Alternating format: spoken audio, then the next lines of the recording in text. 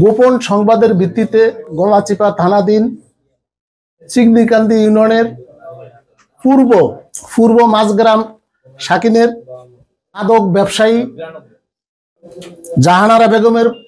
বাড়িতে অভিযান পরিচালনা করিয়া তাহার বসত ঘরের বারান্দার লাকড়ির ভিতর হইতে তার বাহির করিয়া দেওয়া মতে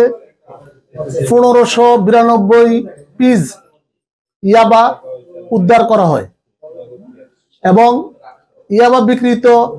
21,000 টাকা উদ্ধারপূর্বক ঘটনাস্থলে উপস্থিত সাক্ষীদের উপস্থিতিতে এসআই বেলাল হোসেন জব্দ তালিকা মূল্যে জব্দ করেন এবং আসামি জাহানারা বেগমকে মহিলা কনস্টেবল সালমা বেগমের সহযোগিতায় হেফাজতে নিয়ে জব্দ তালিকা পূর্বক এসআই বেলাল থানায় আসিয়া এজাহার দায়ের করেন। উক্ত এজাহারের ভিত্তিতে গলাচিপা থানার মামলা নম্বর 9 তারিখ 11/2/2025